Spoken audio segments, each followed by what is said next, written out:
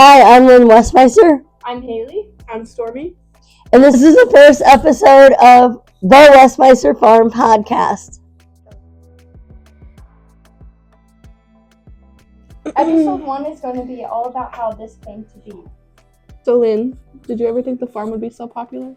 No, the farm was never designed to be open to the public. It's just designed to be our personal backyard. And I think that's why people like it. I think that people enjoy the homey feel, the fact that it's not a petting zoo. The animals act a little bit different, and you get to be part of their world versus them being part of yours. So what animals started it all? Well, we bought the property because Presley and some other horses that we had, Ryan and Colt, that we still have, Presley, Ryan, Colt, we still have. We had other horses, and they were at a barn that we were renting, and the amount of money that we were spending monthly on the board for the barn, we knew we could buy our own property and build our own barn. So that's why we bought the property, and all that did would give us more room. It gave us the opportunity to grow into different animals that we wanted, and it kind of just went uphill from there, as you would say. Yes. So was there a moment that you remember where you're like, okay, yeah, this is real now? Yeah. We never really thought that people would want to hang out. We just thought it was kind of going to be a fad and people would stop booking.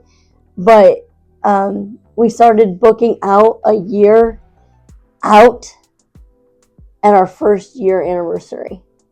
And that was mind-blowing, to the fact of people were scheduling, I want this in my life in a year from now.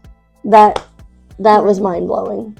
And it's still happening too. Like we're still booking out super far ahead, and people, it's the amount of times that people have come back. Yeah. Like in a year, they'll be here 6-7 times. I mean, that's... But the thing about it, that you're going to visit one place X amount of times in a year, and you're planning that, months in advance. That's really surprising to me. Did you start opening to the farm to the public? Like, when was your first tour? The first public tour was March 4th, 2023. So we're coming up on the 3rd birthday. And that's her birthday too. She's also going to be 3. What's your favorite part about being Westmeister Farm? The look on people's faces, the light in their eye, the tears that they shed, the joy that they truly feel. We make dreams come true on a daily basis of something that's literally in my backyard. We're so desensitized to how cool it is to be around these animals that people remind us every day how special it is. I definitely agree. When I see like little kids come in and they're super shy at first, and then they see their favorite animal and they just light up. It's it's great. It's fantastic. I love it. Or like when you have somebody that has been battling, like say cancer or something that's really hard in life, and they come here and they just feel this sense of like belonging and like a sense of happiness. Yes. It's really good. It's a really good feeling for us, and it's not us. It's Lynn and Sean and the animals, and it's the animals. But it's because of your choice of you guys. Opening that you make dreams come true every day. Exactly. So. There is a real thing in animal therapy. It really is. People can be having the worst time of their life, and you can bring a little bit of joy and a smile to people's faces, and it reminds you how special. Fun fact, horses will mimic your heartbeat. They can hear it about 4 feet away. And that's why they're really good for therapies, because they can kind of show you what you're feeling, even if you don't know what you're feeling. Yes. And they can also have this sense of like a herd mentality where you're not alone in what you're feeling. So, Fun fact. What is the animal that surprises you the most every day? The capybaras. Everyone that comes here, and they're like, I've seen capybaras at other places. And they're like, why are yours so friendly? Why do yours want to come on my lap or whatever? And that's honestly the dedication that we put into each animal. I mean, the animals want to interact with people because our people are making an effort to make sure that animal feels safe. So yeah. And I also love how much people love the trash girls, which that was a brilliant idea to loop them together and educate people on the trash girls. But people just absolutely love Ruby May, Ophelia, and Jolene. It's just, I'm glad they don't get enough credit in the wild. Yeah. I mean, they're animals that you'll see in your trash, so that's why they got their name. But we educate them why they're more than that and why they're good for the environment. Why do you think that educating the public is so important? Not just like come here and hold and cuddle, but also educating them. Because there's so many, educating the public on myths of like you can't get rabies from opossums, and the fact that we have opossums in America and possums in Australia, and they're two different creatures, but they're also very similar. And once you know what an animal's like, you can protect your space from said intruder, if that's mostly people's complaints. I don't want the skunk spraying in my yard or spraying my dog. Well, the skunk's not going to spray right away. It's a last offense. A raccoon is looking for food because you kind of came into its territory. So it's looking for food. If you couldn't go to a grocery store, where would you look for food? You know, there's so many different ways to look at it. And people just look at the negative of the animal versus the animal's needs. Mm-hmm. So we try to make sure that people look at the bigger picture. Yeah. I also, just to add on that, like educating people on why these animals are not good pets and why. Oh, absolutely. Yeah. Yeah, there are some exotics that could make good pets. I honestly think the prairie dogs are a good pet, but they're a rodent. If you can understand that they're a rodent and deal with their rodent behaviors and deal with their needs, they can make a good pet. Johnny Cash. The armadillo, yes. The three-banded. Our most popular, like capybaras, otters, they're fun to come visit. Yes. But we stress to everyone. They are not horrible a good pet. They would be as a house pet. Mm-hmm. Yeah, and people think that they can have a kangaroo in their house or just in their backyard, and it's not that simple. It's not. So back to the beginning when everything took off. How is it different now versus when it was just you running the farm?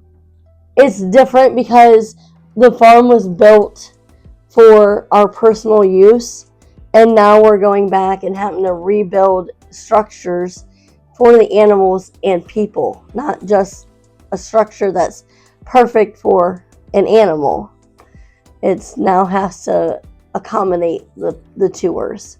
So that's definitely different. That's a lot of what will happen in 2026. What are our plans for long term? What are your plans, your vision for long term? I really can't say long term because I never saw it where it's at now. Mm-hmm. It's kind of just developed into what it's come slowly. We have a lot of new structures being built this year for the fact of accommodating the tours that we get and making sure that the animals are getting the space that they want if they want to interact with people or if they want to be alone at a particular time frame. So make sure that everyone has those freedom of choices. But yeah, I have ideas. I have like dreams, like, oh, it'd be really cool if I could get this animal or I could get that animal. But right now I'm not saying like this will be my next animal because it doesn't work out that way. Yeah. Is there an animal on the farm now that you thought you'd never have? I never thought I'd own capybaras. I didn't. Or prairie dogs. But one animal that really surprises me is how much I love and are entertained by was Johnny Cashew. Yes, the armadillo. Yes. He's so cool. He is so cool.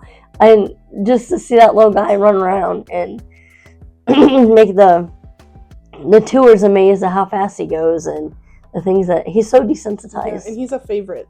Yes. Yeah, he's definitely a favorite. Yeah. And people come here thinking that one thing or the other is going to be their favorite, and it ends up being Johnny Cashew. These animals are, your pets and your family. How difficult was it for you to decide to hire staff, knowing that you'd have to let go of control? Yeah, put your trust in people. That's hard. Because I know how I am with my pets, to be able to trust individuals to care for your pets. Yeah, and that's really hard. And I look at it in a way of you're coming here and you're like, oh, I'm gonna love this job, but you're also coming here and you're not realizing that you're going to build a bond with an animal. And if you decide you want to move on, that's great for you, and I'm happy for you. But you're also leaving that animal that has a bond to you. So who gets to create those bonds? Who gets to open the farm? Who gets to close the farm? Who gets to do enrichments? Who gets to train? That is a very hard choice, because I have to trust that that person is not going to break that bond with that animal. Because if you get somebody breaking a bond with an animal over and over and over again, who's that animal going to trust? And it's got to trust people that are caring for it so that it knows it's safe. At the point where we are now, it blows my mind that I don't do any tours. I'm not hands-on like I used to be, from going to being the only person with Sean's help on the weekends to not doing any tours at all.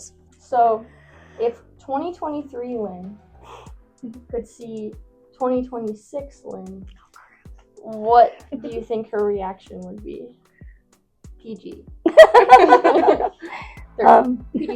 can believe it. I don't think I'd believe it, to be honest. Yeah, because I literally started getting exotics just because I had an interest in them, and I got otters because I wanted otters. I thought it'd be fun to have them, to play with and things, and I got otters in 2023, and if I would have known that I'd have more otters, or know what I know now, and that's another thing, is there's a lot of very educated people in the animal field, but you have to take everybody's advice and everybody's experience and decide for yourself. And the idea that you can take a species and think every animal in that species is going to act the same, it's not. Just because we have 4 otters and 4 very different personalities, and that's a perfect example. Mm-hmm. It's just like cats. Cats and dogs. You can have a clouder of cats and they all act different. Mm-hmm. And it's not gonna, just because they're a cat, you can't predict what they are gonna behave. Like skunks. I've heard so many stories about people who do have skunks and how mischievous and crazy and zoomy like they are. Look at this. Ours is so cuddly. She loves to be held. She does. Loves to nuzzle her face away. What kept you going when everything felt so overwhelming and you just thought you didn't, any moments where you just didn't want to do this? I've had lots of moments where I didn't want to do this. When I was doing tours alone and not going to my regular job, at the end of the day, I was chopping vegetables, literally crying, like, why am I doing this? And the only thing that kept me going is hearing people talk about how happy they were interacting with the animals, how it was life-changing, how it made their day, and that they were sad and they had a little bit happier. Well, you just had that little boy. Yes, I did. Weston. Yeah. I love you, Weston. If you're watching. He does watch our YouTube. He does, and I love you. I love your family. Anyway, but he divulged some information to me while we were on a tour, and he just felt an immense amount of joy, and it made me feel an immense amount of joy for him. And Weston, if you're watching, can't wait to see you. And what does everybody say after they tour? Best day ever. Best day ever. That's why it's on the t-shirt. And the hoodie, and the sticker, and everything. Yeah. So. I've had people say that it's better than the day their child was born. So if that tells you anything. Yeah. And what about you guys? You came first, so you the chicken or the egg? So I believe your words were, I can probably give you 6 hours a week. Okay. How many hours do you work now a week on average? On paper, or how many hours am I here? On average, it's a little over 40, I think. I mean, I'm here 40. I don't know if I write down 40 hours a week. But yeah, I started out with just 6 hours because honestly, I didn't think I was qualified for the job. I just wanted it because I toured here in 2023 and I thought it was incredible. I thought Lynn was incredible. I thought she was so funny, and I was like, I feel like that'd make a pretty good boss. But I had a lot of jobs at the time because I just wasn't a big fan of going to school. So you were a gypsy in your own way. Yes, Yeah. I had. This would have been my ninth gypsy part-time job, so I didn't really take it seriously because I was like, who would hire someone with 8 jobs? So I was like, 6 hours a week. Why don't you? What do you think? And she was like, come shadow, see if you like it. I think I only shadowed twice, and I was like, yep, I want it. I want to do it. I was working as soon as possible, and every month I cut up another job and another job because this is what made me happy. Like every morning I wake up, I don't have that feeling of dread of like, oh, I have to go to work today. It's like, oh, I get to go to work today. And it blows my mind that people travel like from London, from Australia, from Alaska, that they're like blowing so much money on plane tickets to come to a place that I get to be every single day. And I'm like, and you get paid. And I get paid, which I tell everyone, I was like, if I could survive without money, I could volunteer here, like, for the rest of my life. But, did you see that? Yes, they're stuck with me forever here. I'm never quitting or retiring, so I just think it's great. I love getting to bond with the animals, and I like seeing how happy they make people and make their dreams come true, because I have a favorite animal too, and I know what it's like to get to go and meet and interact with them. Unfortunately, my favorite animal is a little crazy, so I don't think we'll ever have it, but we have my second favorite, so I'll settle for that and just go visit my favorite. But no, best job ever, which is what I think we should have on t-shirts instead. But I'm personally very thankful Lynn decided to hire staff, and we can help out, and thankful that she trusts us enough to help her with her babies and care for them. Well, you actually have a degree and had a totally different plan. Experience and plan, yeah. So I have a degree in zoology. I am the lead zoologist here at the farm, which is really weird to say, but that's what I am. I was working at a doggy daycare before this, and I got really upset with my last job, so I quit. And I just looked up zoos near me, and this popped up, and I just shot Lynn an email with my resume. I said, here you go. This is what's on the table. So she emailed me back for an interview, and I did. Me, actually. Well, Hailey did it, but I thought it was Lynn. It's in my name. Words yes. After reading her resume was, I want Stormy. And I'm pretty sure she was hired before we even did the interview, but we did. Yeah, I did my interview with Charlie. Charlie was in the room, which I did not expect her to just be holding a sloth at my interview, which was really cool. Yeah. Got to meet I miss Heather. Charlie. Yeah. Sorry, I didn't mean. It's okay. And then I did a little tour with Hailey, and I was like, that's where I want to be. And here I am. I've been here for a year. I know. Yeah, it's crazy. It's crazy. I shadowed for a month. And then Lynn kind of threw me to the wolves. She was like, you're ready. Some people need that push. Yes. And you are I one. definitely needed it because I was definitely nervous. I just wanted to do the farm good. And she and you do. I hope so. I do my best. This dog's eating my hair. I really Dang rodent. have any animals at home that aren't on tour. Yeah. We have 2 labs, Blue and Bear, and we have a cat in the house, Bianca. The 3 Bs. The 3 Bs. Totally accident. Didn't mean to do it. So I tell everybody about them all the time. yeah. When I toured here, just as a regular guy.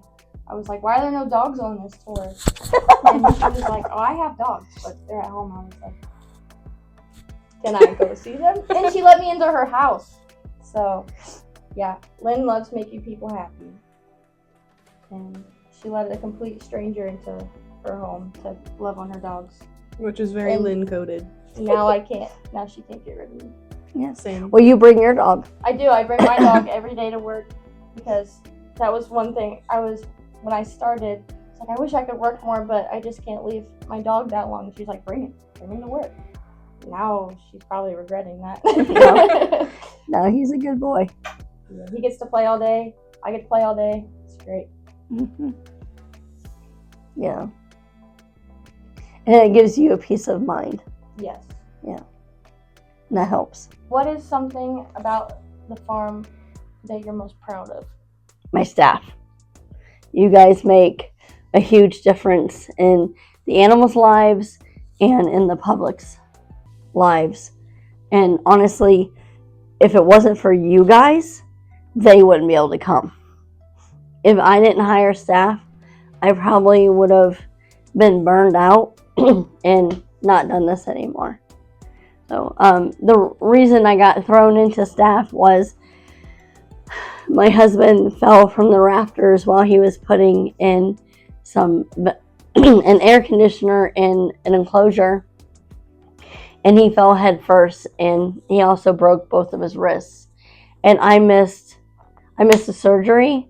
Thankfully, I was able to go to the big surgery because somebody who was volunteering at that time was able to cover my tours because we book out so far in advance. I couldn't even reschedule people if I wanted to because I didn't have the flexibility in the time frame of a day to put more tours, and I didn't have staff to do it. And that was a realization of I can't do this alone anymore. And that started it. And if it wasn't for you guys, the tours would not be going on. It's just the way it is. What about you? What are you most surprised that you've seen since you've been here almost 2 years? Or what are you proud of? Or what do you think about that shocks you? I think the thing that surprised me most about this job and just about like how I've changed is that, like I noted on earlier, is how much I kind of hated school. But now the more I learn about these animals, the more I desire to learn now. Like I just want to know everything about them and what they like. Like I like to learn their body language, which is something that I was taught by Lynn, but now like learning my own things, making my own discoveries, researching. Like I'll go home and I won't scroll on TikTok. I'll Google stuff. But Google's not always right. Google's not always always right. have But, to check. Websites, Yeah. And just I watch documentaries now in my free time, and it's just like a desire that I have now to learn. And I'm like, what was wrong with me as a kid? Like, why was I so like, oh, I hate school? It's but because of like, what you were learning. Right. Yeah. Found my niche now, I think. Yeah. And I want Stormy zoology brand. I'm like, tell me everything. Just transfer it over. Yeah. Especially like about sloths. Like I want to know everything. They're such unique creatures, and They're amazing. they're amazing creatures. There's so much people don't know about them, and there's honestly limited research about them. I wish there was more. Yeah. And they're a mystery. yeah. I feel like it inspires us to do our like own studies on our sloth. Mm-hmm. But yeah, that's what surprised me most. What about you? Since you planned I to did plan to do this sort of thing, so just not in this way. Just not in this way. No, I didn't know how interactive it would be. But just the freedom that Lynn gives her staff to come up with new ideas and That's a prairie dog. It is, yes, surprisingly. Come up with new ideas, and she's just so open to trying new things and learning new information.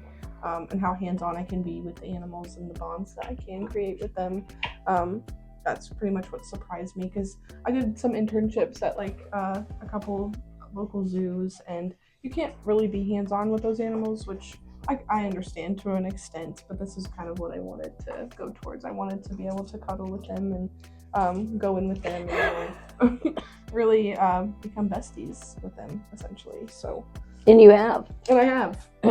You've created really strong bonds with a lot of animals. Yes.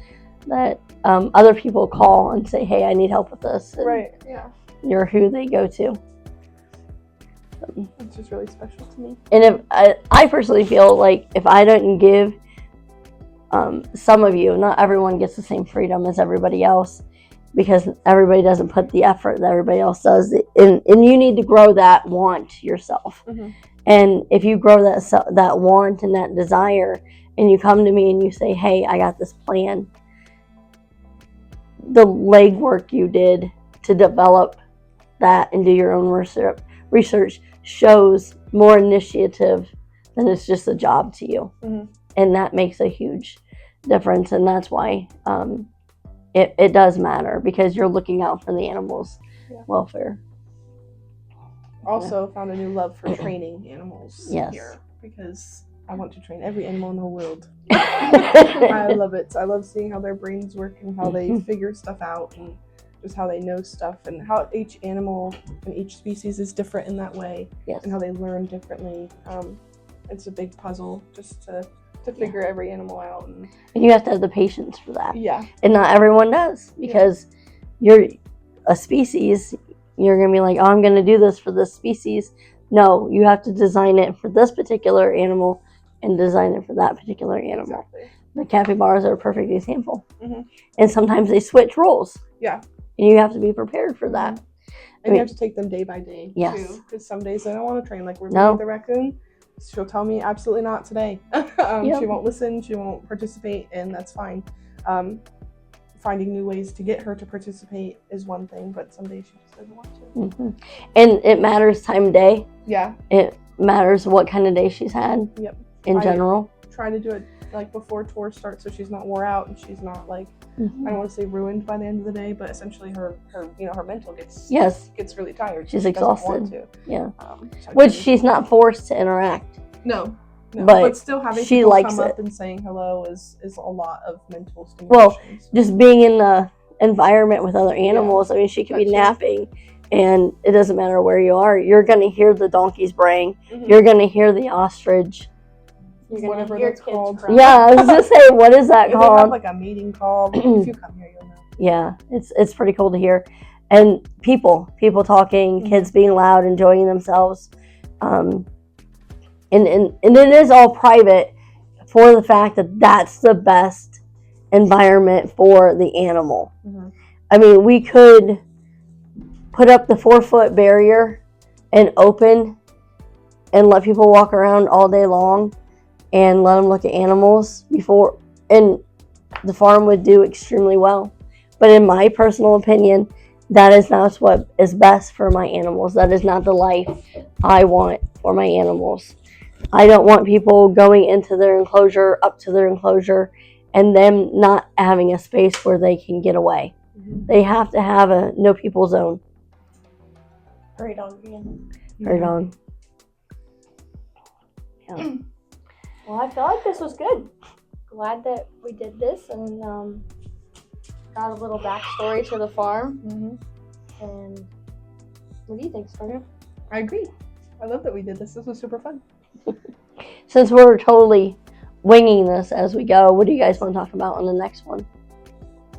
I would like to debunk some myths. I think that would be pretty fun. That would be fun. A lot of people have a lot of misconceptions about a lot of animals. About a lot of animals. Yes. So yeah. I think that would be fun. Yeah. We can get into it, but I think we should talk about how we're different from like misconceptions about the place, that we're a zoo, that we're a petting zoo, that we're a backyard, we don't know what we're doing facility. Mm-hmm. Yeah. Just highlight why we're different and why we're better. If I'm being so honest, but what do you want to talk about in an upcoming episode? I'm not sure. I'm still stuck on the fact that you said that we're better. That's rude. Not a cocky way? Not in a cocky way, just in a way where we put animals' needs first over the people's experience. Like we don't see them as entertainment. Whereas, They're not. No. Some animals are like Actually, circus are forced to perform and things. We don't make our animals perform. But we can get into it. We'll get into it. Well, technically, like people are paying to be enrichment for the animal.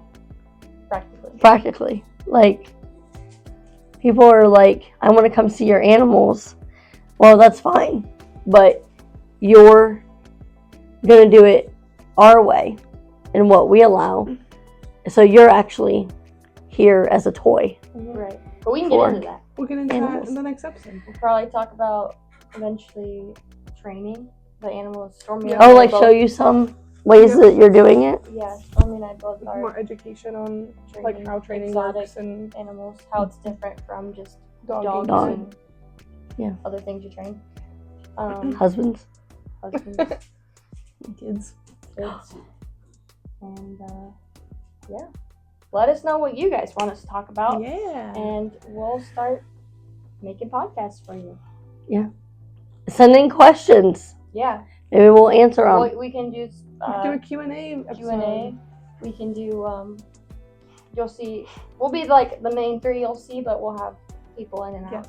Interviewing staff. Tour guides and cleaners and the Sean Westmeister, perhaps. Wow, that would be a crazy episode. Thanks for watching. Bye. Bye.